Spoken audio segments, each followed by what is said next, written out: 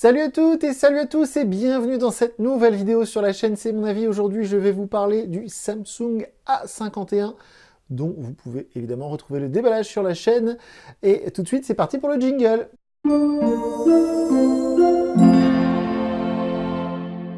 Donc ce Samsung A51, évidemment, comme je vous le disais, vous pouvez retrouver la vidéo de déballage sur notre chaîne. Je l'ai utilisé pendant une grosse semaine et je viens vous dire ce que j'en ai pensé, comme d'habitude. Et c'est vrai que ce Samsung A51, je vais vous le dire tout de suite, je l'ai beaucoup aimé, mais j'ai quand même quelques petites choses à lui reprocher. C'est un téléphone milieu de gamme, je le rappelle, il est aux alentours de 380 €. Comme d'habitude, sous la vidéo, je vous mets le lien vers la fiche technique GSM Arena, comme ça vous pourrez voir tous les détails techniques, le processeur, la puce graphique, la quantité de mémoire vive. Alors c'est 4 Go, le stockage c'est 128, c'est double SIM, et puis on peut aussi rajouter une carte micro SD. Et évidemment, c'est un téléphone...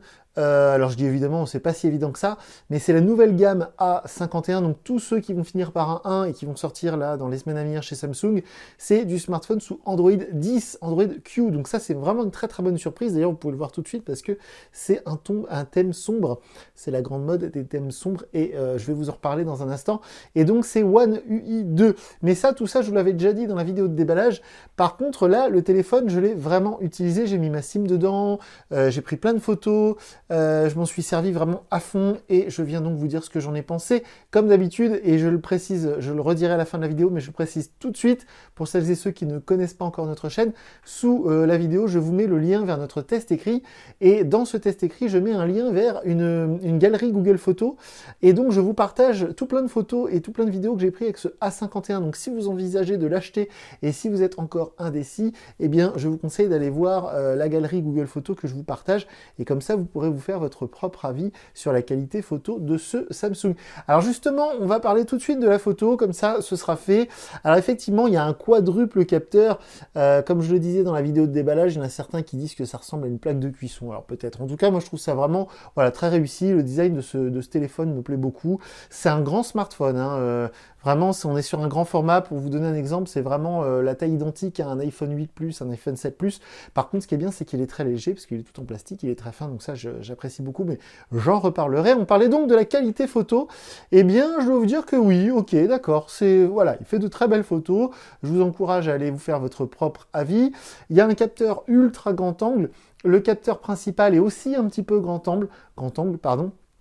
Mais c'est vrai que ce capteur principal, 48 mégapixels, il fait vraiment bien le job, il fait vraiment de très jolies photos. Le capteur très grand angle, il n'est pas exceptionnel, mais il fait aussi de très jolies photos. Et là où ce A51 m'a beaucoup surpris, m'a beaucoup plu, c'est dans les photos de nuit. Vous verrez, j'ai pris pas mal de photos de nuit dans un centre commercial, j'ai pris des photos de nuit sur un parking sous des lampadaires. Alors ça, il y a quelques années encore, même les meilleurs smartphones faisaient des photos pourries dans ces conditions-là. Et là, ce A51 s'en sort très bien dans les conditions de nuit. Donc pour le coup, c'était la vraie bonne surprise. Alors les mauvaises langues diront que oui, à 400 €, heureusement que ça prend des belles photos de nuit. C'est vrai qu'il est un petit peu cher. Alors d'ailleurs, je rebondis tout de suite là-dessus. La partie photo, pour moi, elle est validée. C'est vrai que les capteurs sont de bonne qualité. Les photos qu'on prend avec ce téléphone sont vraiment réussies. Par contre, effectivement, le tarif, j'en parle tout de suite, c'est vrai que je fais ça un peu dans le désordre aujourd'hui, mais le tarif pour moi, il est trop élevé. J'en reparlerai en fin de vidéo, mais c'est vrai que ce prix de 380 €, pour moi, il est vraiment pas justifié. Enfin, il n'est pas justifié, si, mais pour moi, voilà, ce serait vraiment une très bonne affaire s'il était un petit peu moins cher. J'en reparlerai tout de suite. On parlait de la qualité photo, il y a un truc aussi qui a éveillé ma curiosité quand je me suis intéressé à ce téléphone, c'est la batterie de 4000 mAh. C'est plutôt une nouveauté dans les grands constructeurs, surtout chez Samsung. Une chose est sûre, c'est que ça devient vraiment monnaie courante, ces grosses batteries. Maintenant, on a plein de batteries de 5000 mAh dans les smartphones chinois. C'est vraiment, vraiment des très grosses batteries. Il faut se dire qu'il y a quelques années encore, les PC portables avaient des batteries de plus petite capacité qu'on a maintenant dans nos téléphones. Donc 4000 mAh sur ce Samsung A51, ça permet de tenir 2 jours sur une charge. Moi, en tout cas, vu mon usage personnel que j'ai eu avec ce téléphone, ça m'a permis de tenir 2 jours sur une charge systématiquement. D'ailleurs, je ne sais pas si vous allez voir en pourcentage, il me reste 62%. Et vous voyez, je l'ai débranché du chargeur ce matin et j'ai fait toute ma journée avec. Donc là, ce soir, je pense que quand je vais me coucher, il sera encore à 50% de batterie. Vraiment, l'autonomie est très très bonne sur ce A51. C'est pas le recordman du moment. Pour moi, le Oppo A5 avait une batterie encore meilleure. Bah, d'ailleurs, a fait 5000 mAh. Mais l'autonomie du Oppo A5 était encore meilleure. Donc voilà, c'est vraiment là, ok, c'est validé si ça vous inquiétait, si vous hésitez à acheter ce téléphone et que vous vous inquiétiez de l'autonomie.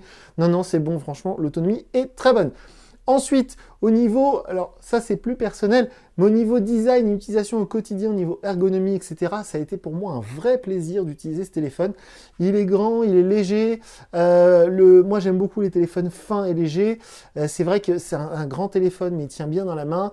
Et puis voilà, au quotidien, il n'y a rien de très agaçant. Les boutons tombent bien sous la main, etc.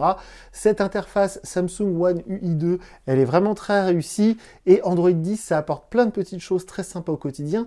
Il y a l'écran AMOLED avec le Always Display. Donc vous avez aussi l'heure qui reste affichée tout le temps. C'est assez pratique. Il y a plein de petites choses comme ça qui m'ont beaucoup plu.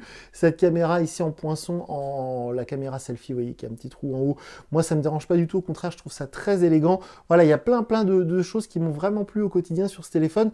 Alors par contre, il y a quelques petits défauts pour moi qui ne sont pas vraiment des défauts rédhibitoires, mais des petites choses qui m'ont un petit peu agacé. Par exemple, ce lecteur d'empreintes qui est caché sous l'écran, je vais essayer de vous le faire. Voilà. Une fois sur deux, il ne reconnaît pas mes empreintes, je les ai reparamétrées, j'ai fait plusieurs doigts. Donc heureusement qu'il y a la reconnaissance faciale. Ouais, non, il veut vraiment pas. Ça y est, déverrouillé. C'est voilà, c'est un truc un peu embêtant. Alors c'est vrai qu'au niveau du design, c'est cool, il n'y a pas de lecteur d'empreinte apparent, il est caché sous l'écran, ok. Par contre, bon, c'est pas très efficace. En tout cas, j'ai vu mieux, notamment chez Xiaomi, chez Samsung, j'ai l'impression que peut mieux faire sur ce point. Heureusement, donc comme je disais, il y a la reconnaissance faciale, mais c'est pareil, la reconnaissance faciale, à plusieurs reprises, ça m'a étonné. Elle ne me reconnaissait pas, et pourtant, Dieu sait que j'ai l'habitude d'utiliser cette technologie sur des smartphones Android, même les moins chers, parce que maintenant, les constructeurs, pour baisser les coûts, eh bien, au lieu de mettre un lecteur d'empreinte, ils nous mettent cette reconnaissance faciale en 2D qui n'est pas très sécurisée, mais qui est au moins qui a l'avantage d'être rapide. Et là, malheureusement, peut-être qu'elle est plus sécurisée que d'habitude, mais à plusieurs reprises, je me suis agacé parce que quand le téléphone est verrouillé, on a cette petite animation en haut, voilà, le petit rond qui tourne autour de la caméra, et puis ça ne me reconnaissait pas, donc obligé soit de poser mon doigt, soit de faire mon code. Voilà, c'est un petit truc tout bête, mais au quotidien, bon, voilà, c'est à 2-3 reprises, je me suis un peu agacé là-dessus. Par contre, c'est vrai que l'écran AMOLED, c'est un vrai régal. Comme vous pouvez le voir, j'ai mis un fond d'écran exprès très sombre parce que sur Android 10, on a le mode sombre, donc tout est sur fond noir, même les menus des réglages, c'est vraiment un kiff. Alors c'est vrai que j'ai l'habitude de ce mode sombre, et puis en plus ça vient à la mode, là tout le monde le fait. Ça fait déjà quelques mois que j'ai ça sur mon iPhone, mais c'est vrai que là avec un écran AMOLED sur Android, c'est un vrai régal. Ça y est, ça arrive, j'espère que tout le monde va l'avoir parce que déjà d'une, c'est un confort pour les yeux, de deux, je trouve ça vraiment très stylé. Quand on a un écran AMOLED comme ça, on voit même plus les bords de l'écran, c'est impossible de savoir où est-ce que l'écran s'arrête. C'est vraiment un kiff.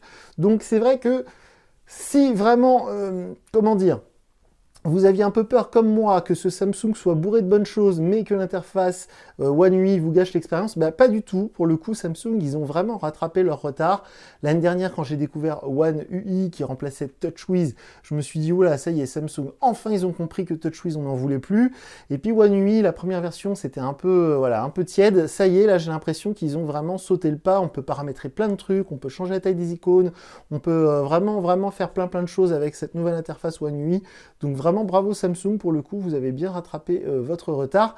Et il y a plein d'autres choses sympas sur ce téléphone, mais il y a aussi donc, comme je le disais, des petits inconvénients et des choses qui me font dire qu'il est un petit peu trop cher. On n'a pas de charge sans fil sur ce A51, on est presque à 400 €, donc ça fait un peu mal aux fesses, excusez-moi de l'expression. Un petit truc tout bête aussi, on a juste le haut-parleur en bas, on n'a pas de stéréo, donc pour un très grand écran comme ça, quand on regarde du Netflix ou autre, c'est quand même ballot, on n'a que le son qui sort en bas comme il y a 10 ans, donc vaut mieux avoir des bonnes oreillettes sans fil ou un bon casque. La charge rapide, elle est vraiment pas très rapide. Pour obtenir la charge complète, même moi qui ai un chargeur vraiment costaud, il faut au moins 2 ou 3 heures. Je crois que j'étais même sur 3 heures. Hein. Quand on part vraiment genre à 5% et qu'on veut 100%, c'est très long. La charge rapide, je crois qu'on a 18 watts. C'est vraiment pas le top du top. Il y a des petites choses comme ça, il n'y a pas d'étanchéité évidemment, mais il y a des petites choses comme ça qui me font dire que si ce téléphone n'était pas Samsung, s'il était Oppo Oppo ou s'il était Xiaomi, il serait bien moins cher. Donc voilà, c'est vraiment le seul regret que j'ai sur ce A51, en fait, c'est son tarif. Je me dis que ça, si c'était du milieu de gamme, si c'était un téléphone, alors peut-être 329, 350 grand max, et si c'était un téléphone à 299, ah bah alors là, ce serait vraiment la star de l'année. Je pense que là, il y a 80 € de trop sur ce modèle. En plus, comme on l'avait vu dans le déballage, il n'y a pas de coque offerte, il n'y a rien, il y a le strict minimum.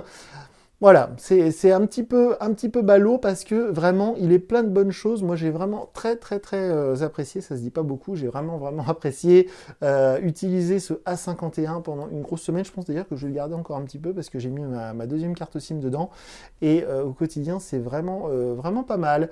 Voilà, donc si vous avez des questions, comme d'habitude, n'hésitez pas à nous les poser via le formulaire de contact sur notre site internet ou via les commentaires sur l'article écrit. Mais je le rappelle, les commentaires YouTube, on les laisse ouverts pour vous, pour que vous puissiez échanger entre vous, mais nous ne lisons pas les commentaires YouTube, donc si vous posez des questions dans les commentaires YouTube, c'est pas moi qui vais y répondre, ce sera peut-être des monsieur je sais tout, il y en a plein, donc ça tombe très bien. Mais voilà, moi j'ai vraiment apprécié ce A51. La dernière fois que j'avais testé du Samsung, c'était le A10, il y a eu aussi le A20e, ça c'est vraiment des stars de 2019, le A10, ils en ont vendu des millions d'exemplaires. Et là, ce A51, donc, qui inaugure cette nouvelle gamme qui finit par des 1, on va avoir plein de modèles comme ça qui finissent par 1. Et eh bien écoutez, si c'est du même acabit, ça risque d'être vraiment pas mal. Un petit peu cher niveau tarif. Si vous pouvez l'avoir avec votre opérateur, et bien pour le coup, ça peut vraiment être une bonne affaire. Donc voilà pour moi, pour mon avis sur ce Samsung A51 que vraiment j'ai trouvé bien sympathique. Et puis, je vous encourage vivement à aller voir notre test écrit, parce que j'ai peut-être oublié de vous dire certaines choses dans cette vidéo que je dirai dans le test écrit. Et en plus de ça, comme je disais, vous pourrez voir tout plein de photos et de vidéos que j'ai pris avec ce bien chouette téléphone. C'est tout pour aujourd'hui. Moi, je vous dis à très bientôt pour une nouvelle vidéo sur la chaîne. Salut! Thank you.